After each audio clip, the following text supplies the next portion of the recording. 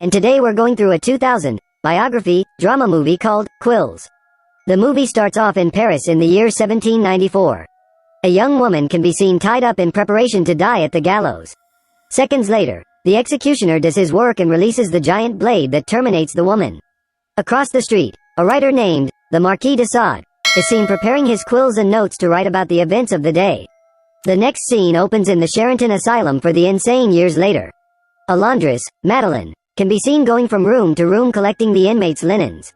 She soon gets to Marquis's room and he gives him some notes wrapped in linen.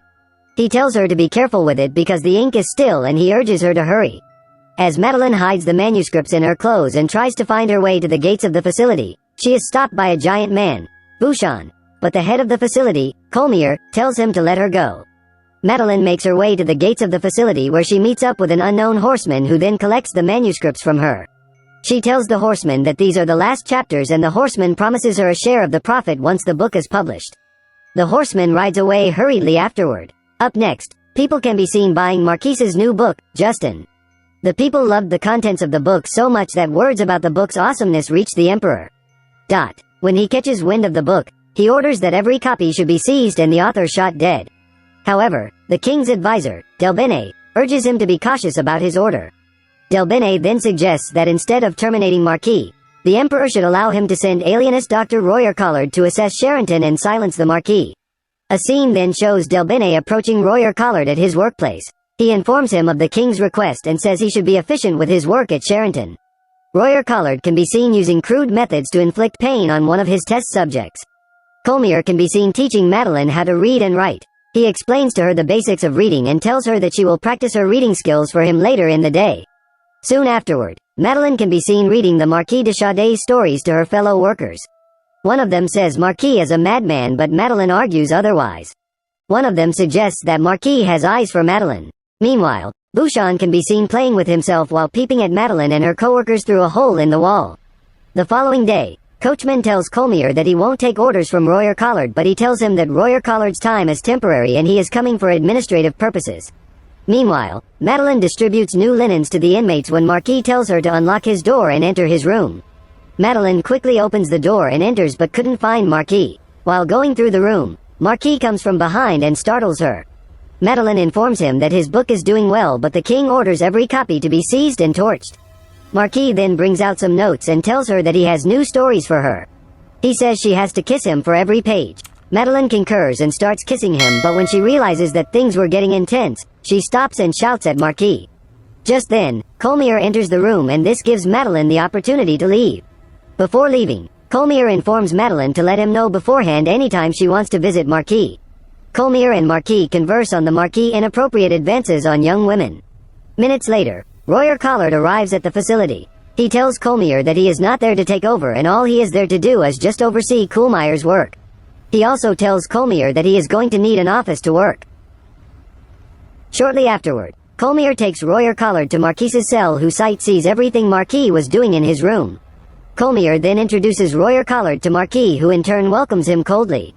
Royer Collard informs Colmier that the Marquis' therapeutic writings have been distributed for public consumption. He presents Colmier with the ultimatum of silencing Marquis or Charenton will be shut down by order of the emperor. Colmier rejects Royer Collard's offers of several aggressive archaic treatments and asks to speak with Marquis himself. On his way back to Marquis's cell, he runs into Madeleine and informs her that Marquis has been smuggling his stories outside the facility and the emperor is now angry. Colmier sits down with Marquis and berates him for publishing a book behind his back. He tells him that the facility will be closed down unless Marquis cooperates with him. Upon hearing this, Marquis says he is ready to change and obey Colmier. Colmier informs Royer Collard of this and he takes his leave for the time being. Royer Collard travels to the convent in Paris to retrieve his promised bride, the underage orphan Simone.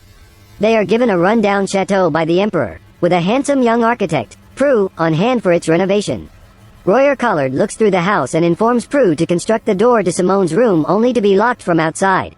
He says he intends to keep her caged in her room so she won't fall under temptations from the outside world. Later that night, Royer Collard makes out with Simone aggressively. The hasty marriage incites much gossip at the asylum, prompting the Marquis to write a farce to be performed at a public exhibition, which Royer Collard and Simone are to attend. The audacious play, a parody of Royer Collard's misogynist domination of his bride, is titled The Crimes of Love. During the play, Royer Collard can be seen acting very furious and embarrassed at the play. He soon tells Simone to leave the events. The performance is interrupted when Bouchon tries to take advantage of Madeline off stage, prompting her to hit him in the face with an iron. Colmier is seen publicly comforting Madeline. Colmier asks Marquis if he wants to destroy their lives, but Marquis says it's just a play. Royer Collard shuts down the public theater and demands that Colmier do more to control Marquis, or he will inform the ministry that the inmates are running the asylum. Infuriated, Colmier confiscates Marquis quills and ink. Later on, Marquis's wife visits him and he takes out his frustration at not being able to write about her. Marquis shouts at his wife and says she is not doing anything to secure his release. Shortly afterward, Marquis's wife goes to see Royer Collard. In anger, she tells the doctor that Marquis be entombed forever, and Royer Collard is surprised at this. The duo discusses that the ill-gotten gains from the Marquis's books could be used to effect his salvation, in other words, provide forms of restraint. The lack of writing implements results in more subversive behavior from Marquis, including a story written in wine on bedsheets. Meanwhile, Royer Collard can be seen insulting his wife. Later on, Madeline comes to collect the clothes on which Marquis has written his stories. Madeline can then be seen telling the stories to her blind mother. Once again, Bouchon is peeping at Madeline as she reads the story. Soon afterward, Madeline delivers the note she has copied down from the clothes to the unknown horseman for publishing. Royer Collard soon suspects that Madeline is the one helping Marquis to send his stories outside. Colmier reacts to this, takes everything of value away from Marquis's room, and orders Marquis to be taken away. Up next, Simone can be seen purchasing a copy of Marquis's book, Justin.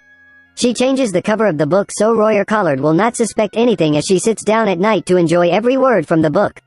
Later on, Marquis in his cell decides to write his stories using his blood. He punctures his finger and writes on his clothes. When Madeline goes to collect the stories, another maid, Charlotte, can be seen stalking her. As she leaves the room, Charlotte distracts her and lets Marquis escape from his room.